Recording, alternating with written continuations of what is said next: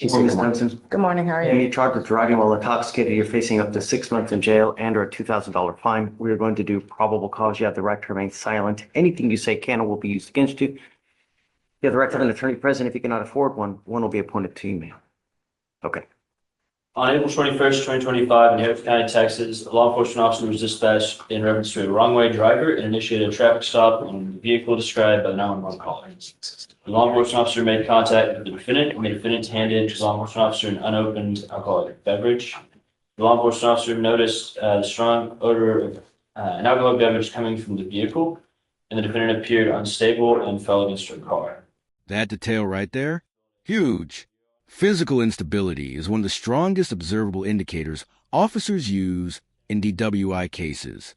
When someone leans or collapses onto their car, prosecutors love this moment. It plays like evidence on replay. The defendant stated she spilled a whole can of beer on herself earlier. The defendant's vehicle appeared to have fresh damage consistent with hitting a curb. Standardized field sobriety tests were conducted, where the officer observed 6 out of 6 clues in the HGN, 3 out of 8 on the walk and turn, and 0 out of 4 on the one-leg stand. An inventory search revealed 3 open and empty beer cans in the backseat floorboard and other unopened alcoholic beverages. The defendant considered 2 breath and blew .143 and .145. What did you say the stop was for? The stop was for, there was a 911 call that stated there was a vehicle driving the wrong way and described the vehicle. The officer found the vehicle. Driving the wrong way? I'm not sure. When the officer found the vehicle, it was not driving the wrong way, but it matched the description given by the 911. Right. Anyone can call and say anything. This is a tension point. Does a vague 911 call equal probable cause? Think about it. If anyone can call and say anything, should it be enough to justify a stop? The judge is wrestling with a fine line between public safety and legal overreach. Did he view any kind of traffic infraction? I could literally call and say, hey, man, state's driving nuts.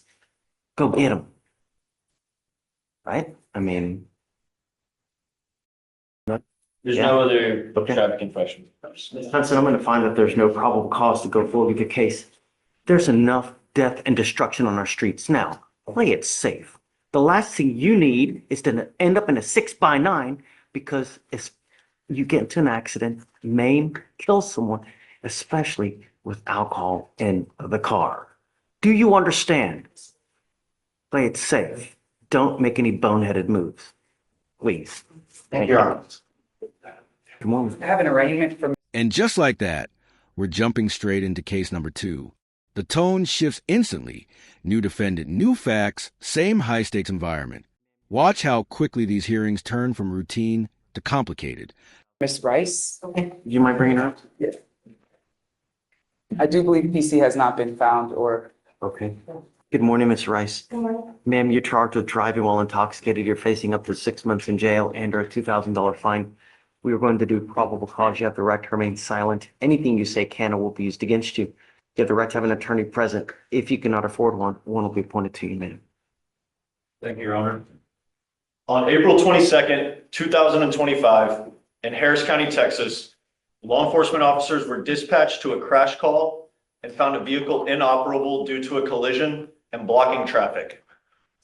Law enforcement officers spoke to a wheel witness who stated he observed the defendant in the driver's seat of the vehicle with the engine on and advised the defendant to turn the vehicle off and exit the scene.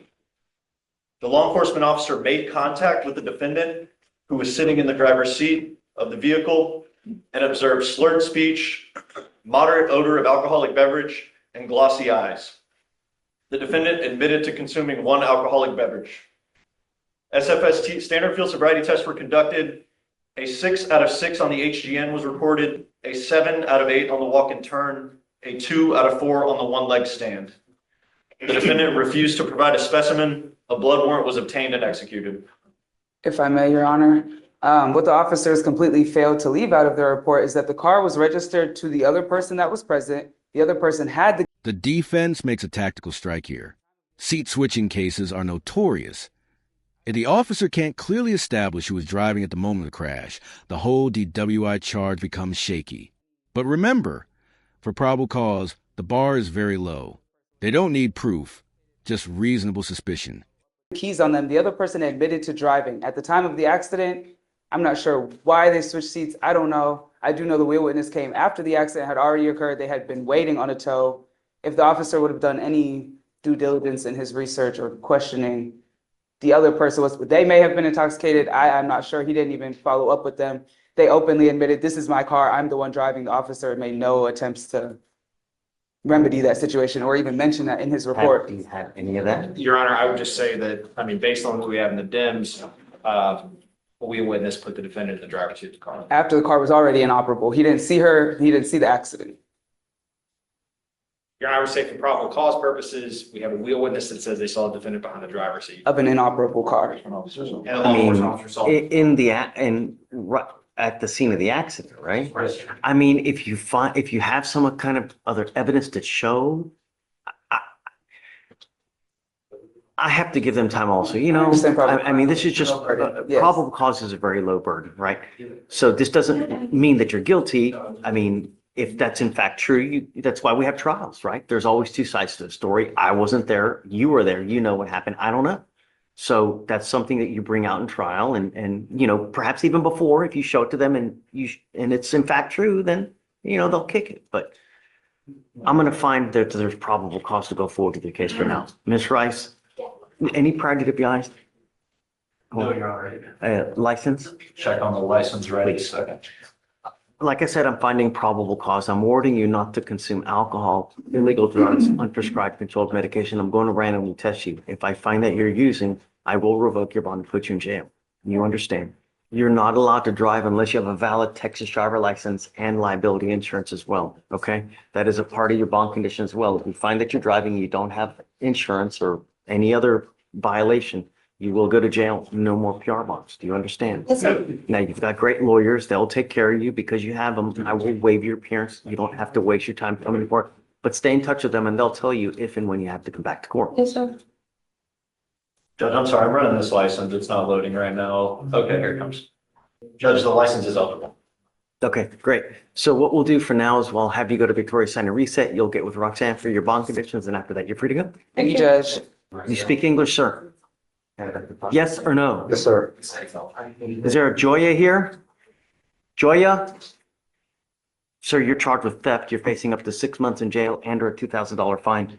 We are going to do probable cause. You have the right to remain silent. Anything you say can and will be used against you. You have the right to have an attorney present. If you cannot afford one, one will be appointed to you. Okay. Just one moment, Your Honor. Judge, on April 21st, 2025, in Harris County, Texas, a law enforcement officer was dispatched to a shoplifting call at JCPenney.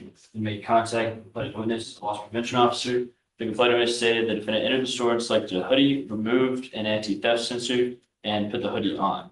The defendant then exited the store, passing all points of sale. The defendant was detained by the loss prevention officer, and a pair of shorts and a t-shirt were located under the hoodie that were also not paid for. The total value of the stolen property was $100. So like on a gray, I'm going to find that there's sufficient probable cause to go forward with your case. I'm ordering you now as a condition of your bond not to go to any JCPenney. Do you understand? Yes, sir. If I find that you do, I will revoke your bond, put you in jail. If you pick up any new cases, if you're a danger to my city, it's not going to go well for you. How old are you? 18. I'm going to appoint a lawyer today. What are you doing with yourself? I'm going to school and I'm working. Where do you go to school? MacArthur High School. Hey, I don't want you using alcohol. I don't want you using any weed. I'm going to test you today. Do you understand? If you do, it's not going to go well for you likewise. You mind reaching out to the man? I'm going to have you take a seat right over there and I'm going to send you for a test. You were to come back. Do you understand, sir? Yes, sir. And then I'll have a lawyer for you, please. I guess we can talk about, I got appointed to a case a little bit late, but he was already on it. So they reappointed him to this guy in custody, Jerry Birch. I might still be attached. That's what I'm approaching, but I don't see anyone attacked. But regardless, The issue, Your Honor, is we want to roll. he's in jail. He's in jail, I'm yeah. sure he's on bond. But we want to roll it to tomorrow because I think you had issued a warrant because he maybe missed a court or something. I don't know. Okay, whatever you want. Sure. If you want to roll it, we can roll it to tomorrow. All right, thank you. Okay. And I have Lorenzo Lacona. You had sent him for a drug test earlier, Judge. Coming up. Is that mom? That is mom. Okay. Do you want to come to? No, I don't think she understands. She speak English? Okay. Guys, what do you test positive for? it was something positive for chasing or benzo. Okay, well, we need to. No, sir. No more. I'm gonna test you like crazy. If I find that you're using, what happens? That's right. Do you speak Spanish? Dime con quién andas, yo te digo quién eres. Don't be hanging around with the wrong people. It's not gonna go well for you. I want you to stay in school full time. I don't want you out, and I'm giving you a curfew, so you're not out in the middle of the night. 10 p.m. Do you understand? And I'm gonna test you weekly, so I know that you're not using. The next time, I'm giving you a 50-day pass on the weed. After 50 days, if you continue to test positive for weed, you test positive for anything else without a valid prescription, it's not gonna go well for you. Do you understand me? Yes, sir. You will not fall through the cracks here. Okay, thanks, counsel. Now, you do work and go to school. He works at Discount Tire. Is that good for you? As far as the curfew 10? It's all good. It's good? Okay. Just making sure. Hicimos un examen de drogas y tenía positivo de marihuana y píldoras. Le dije que no más. Le voy a hacer exámenes cada semana para ver si está usando. La próxima vez se quede conmigo. También le voy a dar un curfew que no se puede ir de la casa de las 10 de la noche. Se tiene que quedar en la casa. Si él sale después de las 10, voy a revocar la fianza. Necesitas algo más. Gracias por ayudarme. ¿Cómo no? Cualquier cosa que tú necesitas, me avisas y lo hagamos, porque no quiero que él se falle de más. No puede comunicar con la otra persona. Do you know who the co-defendant is in this case? I do not. Guys, who's the co-defendant? Yes, sir. Like, is it friend, relation, Oh. brother? Not sure. I don't. Stipulation. So I told him no using drugs, no using alcohol. I'm getting him a curfew. I don't know. Guys, put a monitor on him, please. And no contact with the. I don't believe there is a co-defendant in this. No, there is. There There is. There is. Just the dude didn't show up today.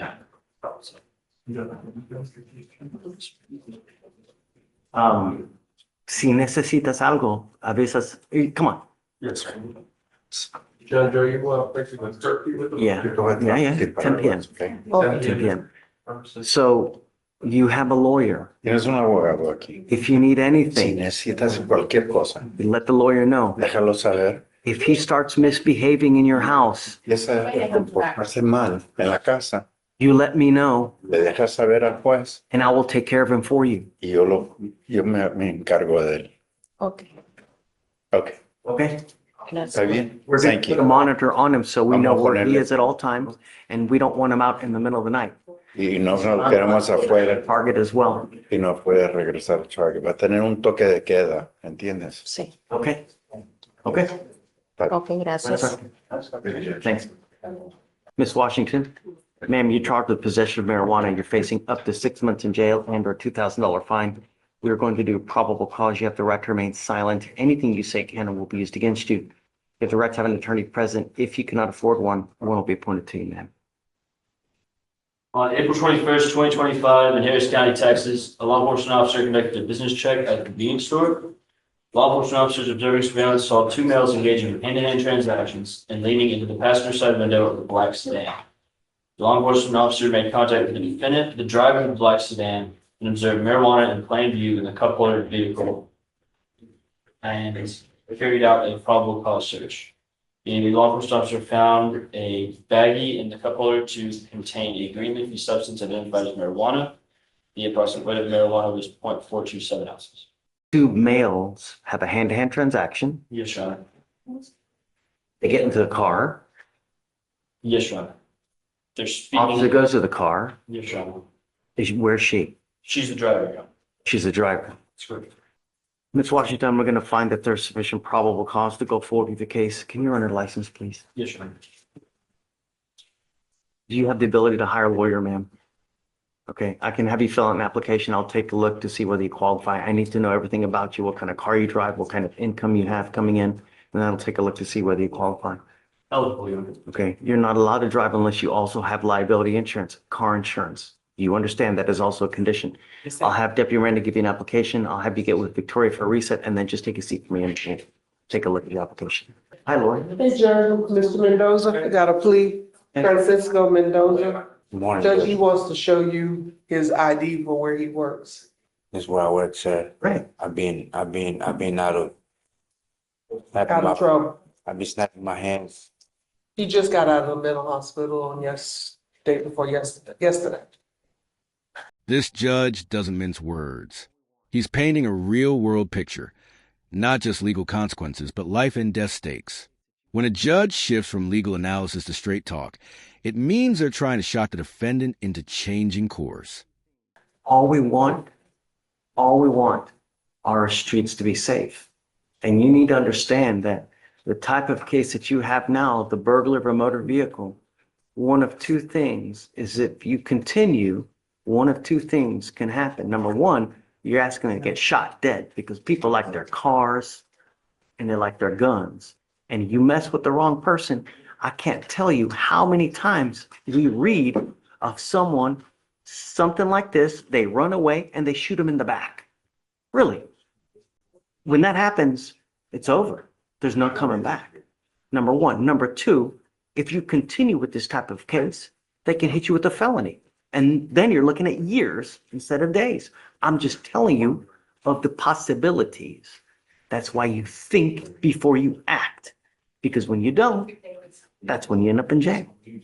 See what I mean? You work hard, put your heart into it, you can do damn near anything in this life. You know what I mean?